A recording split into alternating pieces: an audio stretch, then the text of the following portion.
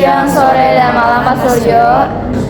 Jadi pada hari ini kita akan melakukan wawancara terhadap beberapa narasumber mengenai topik bullying. Selamat menikmati.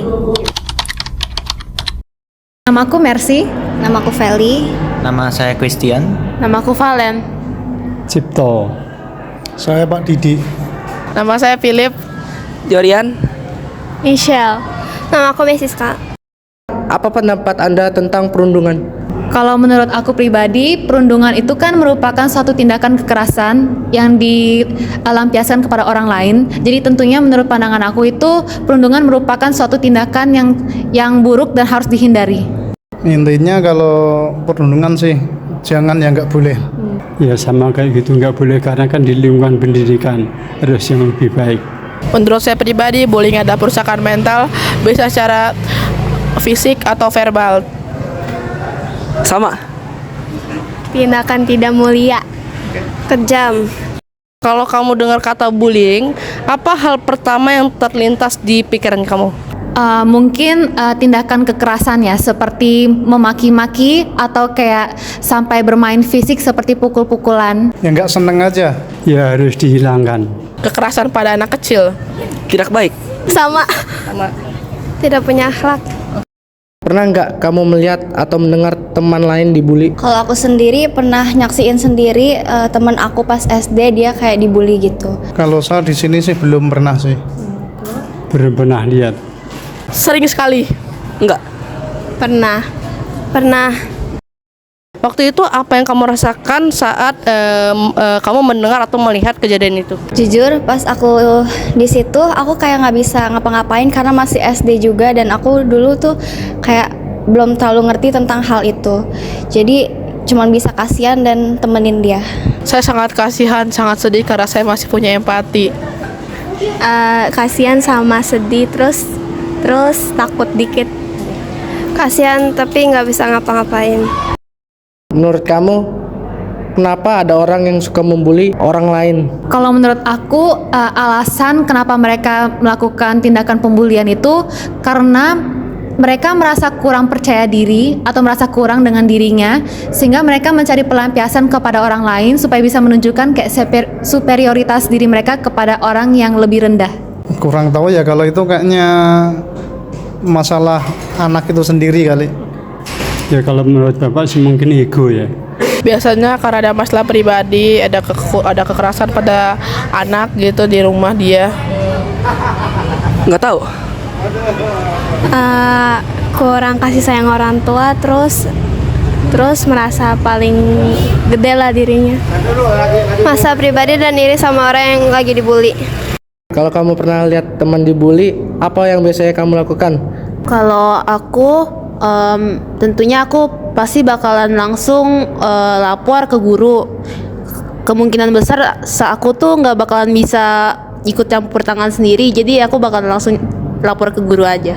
Ya mungkin menghindar aja. Yang pasti ya dinasehatin, nggak boleh dilakuin yang itu. Liatin sambil kayak ya tegur. Berusaha ngelerai. Lapor ke guru atau ke kepala sekolah. Pernah nggak kamu merasakan diperlakukan agak nggak adil atau dijauhi oleh teman? Jujur pernah sih pas SD. Kayaknya enggak sih. Nggak pernah. Pernah.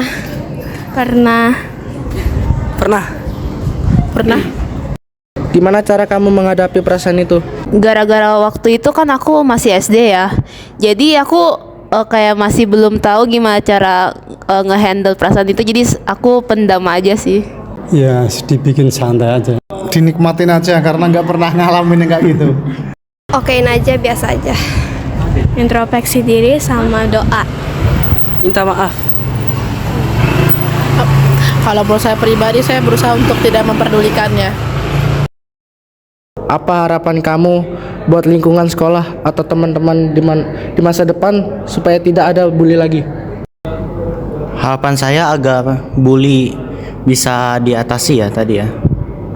Itu adalah membuat peraturan lebih ketat terutama dari pihak guru maupun OSIS sehingga bisa menekan angka bully tentunya. Ya supaya mereka itu dinasihatin biar semua pada rukun. Buat yang pernah dibully ya, Iya. harus dideketin. Iya, benar dinasehatin. Semoga bisa makin baik dan komunikasikan kalau misalnya ada masalah. Gak nyebar fitnah biar gak sakit hati yang kena fitnah. Nggak tahu. Menurut saya lingkungan sekolah harus menjadi tempat yang lebih baik untuk berkembangnya logika dan pola pikir siswa untuk menjadikan siswa yang lebih kritis untuk menuju negara yang lebih baik. Menurut kamu, gimana cara supaya kita lebih menghargai perbedaan antara teman? Untuk dapat menghargai perbedaan di antara teman itu kita harus pertama-tama itu mempelajari. Jadi kita mempelajari sifat dari orang tersebut. Jadi tujuannya buat apa? Biar kita bisa mengetahui apa kelemahan dan keistimewaan dari teman kita ini. Jadi kita ini nggak semena-mena dengan teman kita ini. Ya saling memahami aja. Yang pasti saling menghargai aja. Menghargai dan ya jujur kalau misal ada masalah atau apapun itu, dan nggak usah nganggap itu kekurangan. Bisa berdamai sama teman kalau mereka bikin kesalahan, terus ya temenan aja sama yang lain. Bisa maafkan teman kalau teman ada salah. Menghargai perbedaan, menolong teman dan mengeluarkan dan memulai kritis dalam suatu hal karena semua hal itu dimulai dari kekritisan dalam berpola pikir.